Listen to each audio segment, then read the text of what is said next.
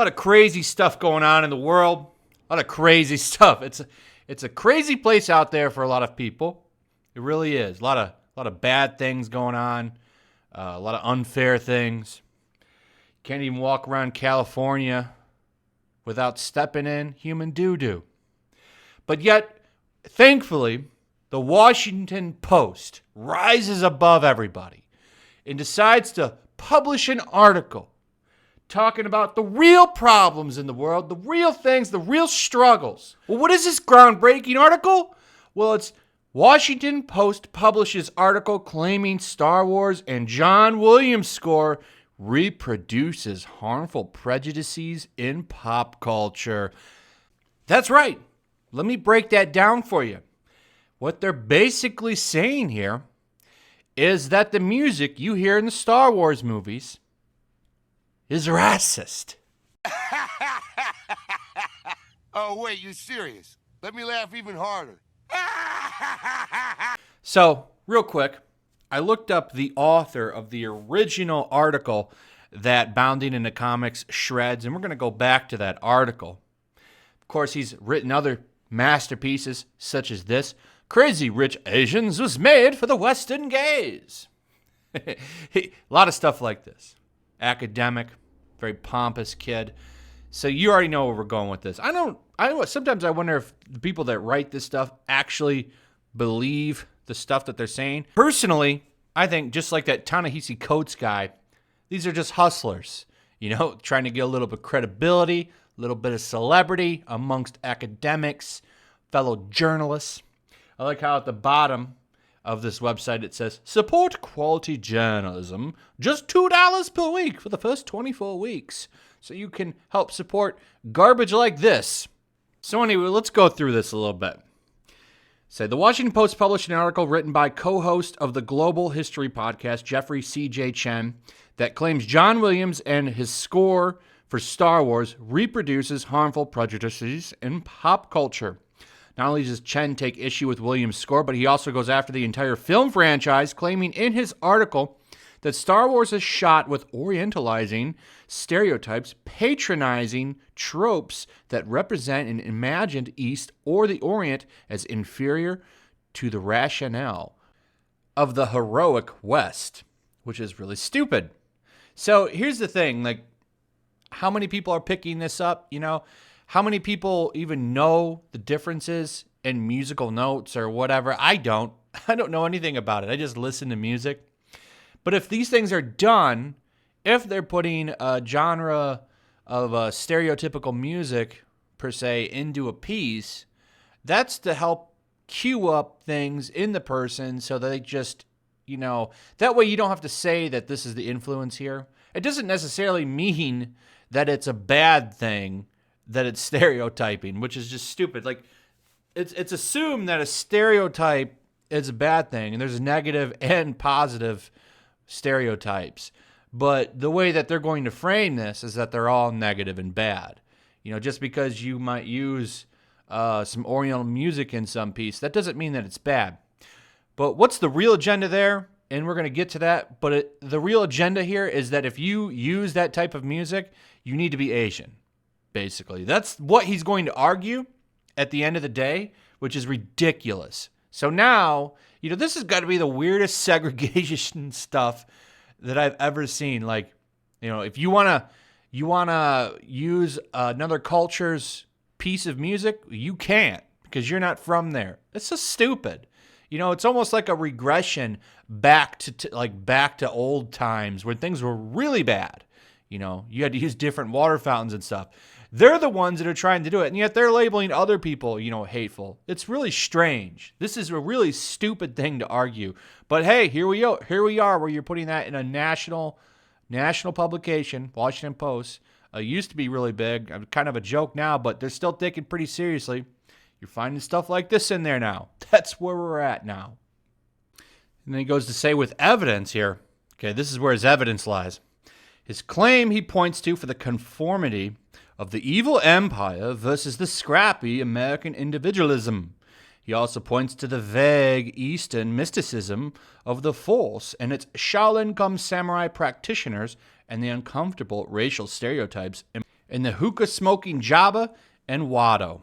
So there you go, folks. So basically, he's kind of stretching out here, big time stretching, that the evil empire conforms, therefore that's Eastern society, because Eastern society is more collective. And then you have the scrappy American, Luke Skywalker, who's an individualist, wants to be different, wants to get away from his station. This is stupid. So having an empire now basically means you're China or something. Like, this is a dumb argument. Really stupid. It's so dumb. You can't pluck elements from different storytelling, from different genres now. Like, that makes you a hateful person now. That's where we're at now. So you're not allowed to borrow from any other cultures. You're not allowed to tell your story with any influences from other cultures. If you do that, well, you're a hateful person and you gotta go. This is stupid. So he goes on to say that, one of the reasons that John Williams is a hateful person is that because they give, the heroes of Star Wars like a style of European romantics. It's very grand. It's very, humble and beautiful for Luke, Leia, and Rey. Well, and then they give the bad guys themes that are, Chinese, Indian, or Middle Eastern music, which, I don't even know. I don't know different music styles, so I don't even know if that's 100% correct. I looked this guy up. He's a history professor, or at least a student of a history professor. So how does he know different music styles like this? It's kind of weird to me. And then he goes on to talk about, prejudices and stuff like that and unconscious biases. It's like, dude, you write about history. Okay, but it doesn't matter because journalists will just see, it's an academic writing this. That's good enough for us. So this is his big claim here. He says, this may seem incidental and unimportant, but this music reinforces, even at an unconscious level, the primacy of Western culture against an imagined other that reproduces harmful prejudices in pop culture, that given the power of mass media has larger political consequences. Basically, if you enjoy Star Wars movies, well, you're going to hate people from the East. Is this true? Yes, it's true. This man has no dick. So here's his big examples. The first song he points out that it's terribly, terribly racist is The Duel of Fates from The Phantom Menace. If you don't know what that is, that's the very famous scene where Obi-Wan Kenobi and Qui-Gon Jinn fight Darth Maul. Very, very well done scene. I think it's probably the best lightsaber fight in Star Wars. I know a lot of people will probably disagree with me and point to Anakin versus Obi-Wan, but I personally like the Duel of Fates fight the best. That's my favorite. I thought it was slowed down enough where you could see the choreography, and it just was a very well done, beautiful, beautiful style of movement in that scene. But anyway, that song's terrible. It's a very hateful piece. You can really feel the hate flowing through that song, obviously. Obviously, as soon as you hear that song, you have no urge to eat Chinese food ever again. It's terrible. Terrible song. Terrible song. And then we have Emperor Palpatine's theme. You would know it best from Return of the Jedi. It's got a very low hum. That's also a very, very terrible, hateful, evil song. You'll have no desire to ever dine on Middle Eastern food ever again if you listen to that song. But like I said before, the real problem that we have here is that John Williams has got to go. After attacking Williams for the majority of his piece for his choices in music, Chen eventually reveals his true intent, ensuring that only people of certain identities can perform music in that specific identity. We should also think about those who gets to score films in the first place, and how those choices contribute to the longevity of this type of music in contemporary filmmaking. In fact, he wants to ensure that composers like John Williams are not allowed to work in Hollywood again. He declares that Williams' music reflects long-standing prejudices in American society, ones we should seek to excise by promoting songwriters, storytellers, and artists who break out of the Hollywood mold. So there you go. In today's ridiculousness, You can no longer write music you want. If it's going to have any influence from another culture, you can't do that because that is now racist. And John Williams is a very hateful person and obviously had a vendetta the entire time. What a ridiculous article. But hey, that's the world we live in. It's 2020, baby. We're going in with a bang. Because now, Darth Vader's theme, oh ho ho ho, you better watch out. Don't play it too loud, bigot. Anyway, that's pretty much it. What a ridiculous article.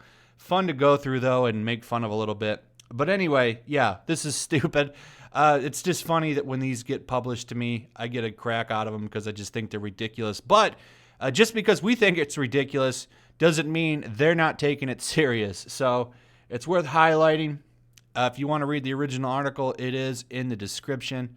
And that's pretty much it. Let me know your thoughts on this. What do you think about that hateful man, John Williams? I'd like to hear what you guys have to say about it. Also, throw a like up if you would. Let's see if we can get about 20 likes.